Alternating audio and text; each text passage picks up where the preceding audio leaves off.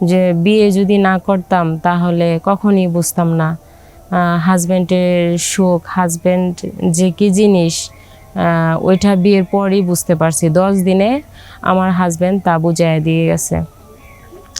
তো আমার হাজব্যান্ড চলে গেছে এভাবে প্রায় 1 মাস হয়ে যাইতেছে, কারণ বিয়ে 10 দিন পর উনি চলে যায়।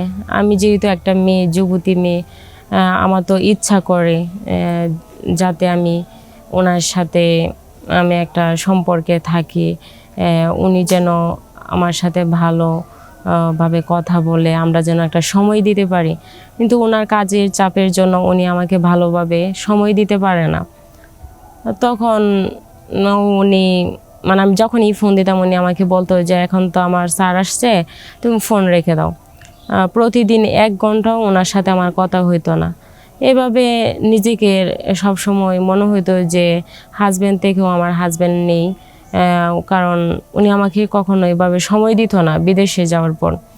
তখন আমার বাইরে মানে আমার বাসার ভিতরেও চারিদিক দিয়ে উনি সিসি ক্যামেরা ফিট করে উনি, যার জন্য আমি বাইরে থেকে কোনো একটা ফ্রেন্ড ছেলে ঘরে নিয়ে এসে আমি মানে তাদের সাথে একটা ভালো একটা সময় কাটাবো, ওই জিনিসটা আমি করতে পারি না। তার জন্য আমার কাজের অল্প বয়সের একটা ছেলে ছিল। নিজেকে আর কতদিন এভাবে এই রাখবো, আর পারতেছি না আমি। তখন নিজেকেই ওই অল্প বয়সী কাজের ছেলের সাথে আমি সম্পর্কে জড়ায় যাই। সুপ্রিয় দর্শক বন্ধুরা, আশা করি আপনারা সকলেই ভালো আছেন।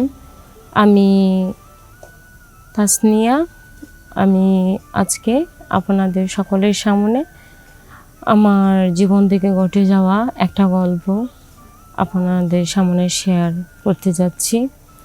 আশা করি আপনারা সকলেই মনোযোগ সহকারে আমার গল্পটি শুনবেন। আমি তাসনিয়া, ফরিদপুরের মেয়ে।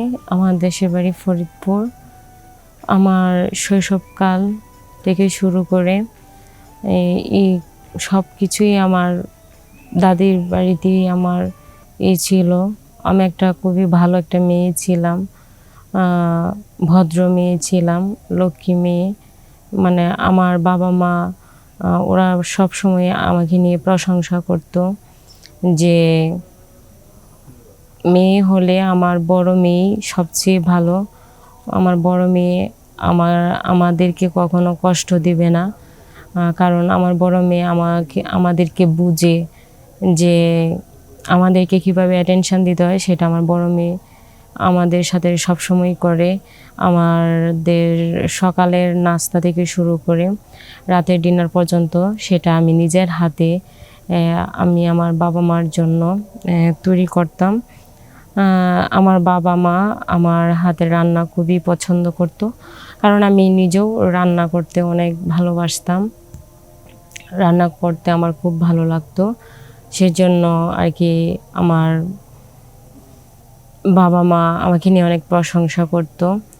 তো হঠাৎ দেখা যায় যে আমি যখন ইন্টার কমপ্লিট করি, তো তখন দেখি যে আমার বাবা মার মুখে শুনি যে তাসনিয়া, তুই তো এখন অনেক বড় হয়েছিস, তো এখন তো তোর একটা নিজের কিছু করা দরকার। সব সময় আর আমাদের কাছে থাকলে তো আর হইব না, তো একটা ভালো একটা ঘর আসছে তোর জন্য, ভালো ফ্যামিলির ছেলে, অনেক প্রভাবশালী, ইতালিতে থাকে। তো তোকে ওই ছেলের কাছে তোর বিয়ের জন্য ঘর আসছে, ওই ছেলের সাথে তোকে বিয়ে দিব। তো দেখা যায় যে মানে আমার বাবা মা ওই ছেলেকে পছন্দ করছে, কারণ ওর কোনো টাকা পয়সার কোনো কিছুর কমতি ছিল না। ও আবার ইতালিতে থাকে, তা আবার ভালো একটা পোস্টে জব করে। সেই জন্য উনি আমাকে ওই ছেলের সাথে আমার বিয়ে হয়। বিয়ে হওয়ার পর দেখেই মানে ওনার সাথে আমার একটা ভালো আন্ডারস্ট্যান্ডিং হয়। উনি আমাকে খুবই গুরুত্ব দেয়। আমি যখন যা বলি উনি আমার কথা রাখতে চেষ্টা করে।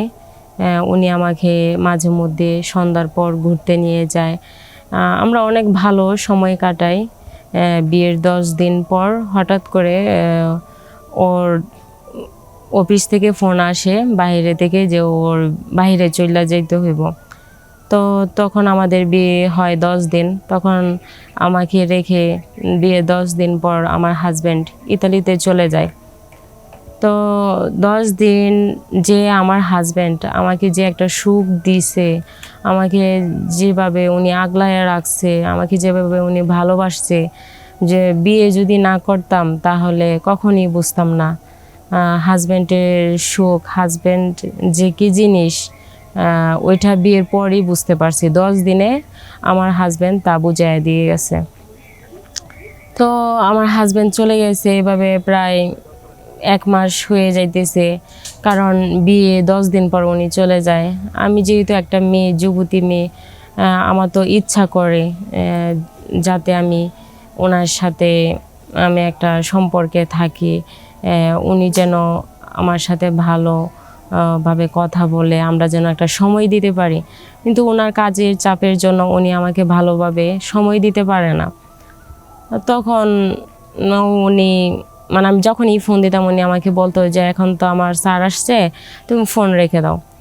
প্রতিদিন 1 ঘন্টাও ওনার সাথে আমার কথা হইতো না। এভাবে নিজেকে সবসময় মনে হইতো যে হাজব্যান্ড থেকেও আমার হাজব্যান্ড নেই, কারণ উনি আমাকে কখনো এভাবে সময় দিত না বিদেশে যাওয়ার পর। তখন আমার বাইরে মানে আমার বাসার ভিতরেও চারিদিক দিয়ে উনি সিসি ক্যামেরা ফিট করে উনি, যার জন্য আমি বাইরে থেকে কোনো একটা ফ্রেন্ড ছেলে ঘরে নিয়ে আসে আমি মানে তাদের সাথে একটা ভালো একটা সময় কাটাবো, ওই জিনিসটা আমি করতে পারি না। তার জন্য আমার কাজের অল্প বয়সের একটা ছেলে ছিল। নিজেকে আর কতদিন এভাবে এই রাখবো, আর পারতেছি না আমি। তখন নিজেকেই ওই অল্প বয়সী কাজের ছেলের সাথে আমি সম্পর্কে জড়ায় যাই। ওরে দিয়ে এখন আমি আমার কাজ করাই। প্রতি রাত ওই কাজের ছেলে আমার সাথে থাকে।